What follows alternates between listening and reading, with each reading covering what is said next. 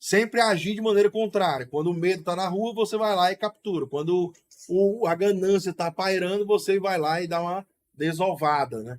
Então é interessante pensar dessa maneira. A gente tem aqui um gráfico, pessoal. E esse gráfico é muito interessante, que ele mostra o quê? Ele mostra que toda vez que o Fed anunciou a questão do próprio pivô, né? Ou seja, toda vez que o Fed anunciou que em vez dele subir a taxa de juros, ele manteve a taxa de juros ou começou a cair, diminuir novamente a taxa de juros, isso significa o movimento do pivô, quando ele pivota, né, ele faz um movimento contrário ao que ele estava fazendo anteriormente. Então o Fed ele está em uma tendência de escalada de juros. Se ele em algum momento vem a pivotar isso, o mercado pode sentir muito mais. E aqui tem um gráfico que mostra para gente, desde 1969, todas as vezes que o Fed anunciou a mudança do pivô, né, dessa alta da taxa de juros para a queda da taxa de juros, para a diminuição da taxa de juros, aí sim vieram os verdadeiros drawdown do mercado, né? Então o Fed anunciou a questão da pivotada e meses depois a gente tem, meses ou semanas depois a gente tem o colapso até os preços conseguirem se reestabilizar e aí, né, a gente chega num patamar onde que dali para frente se caminha, né? Então é interessante a gente pensar dessa maneira, né? Por quê? Porque você já tem que se precaver.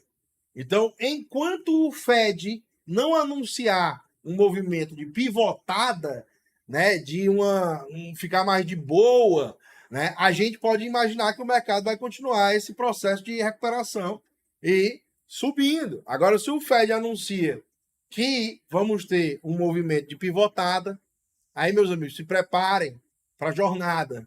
Né? Vai ser uma jornada pesada, porque os drawdowns sempre foram altos. Em 1969, nós tivemos aqui um drawdown de 36% após o Fed pivotar. 73, nós tivemos um drawdown, uma queda de 48% no S&P.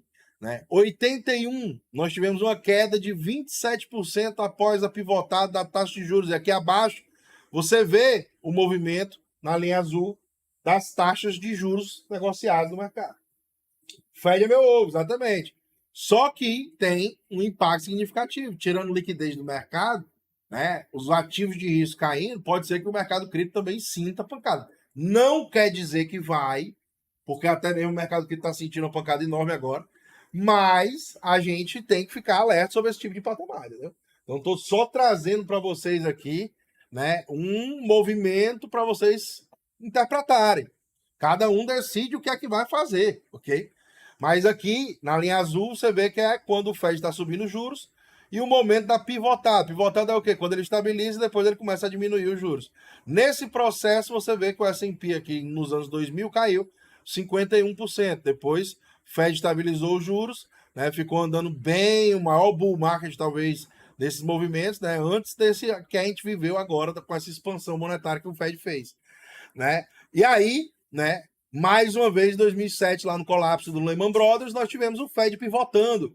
Né? Quando ele anuncia a pivotada, o mercado cai 58% nas semanas e meses subsequentes.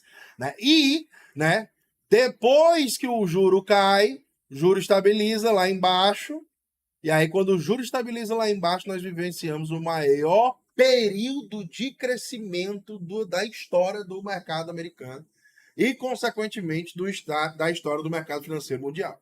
Né? Então é bem interessante a gente pensar dessa maneira, tá ligado?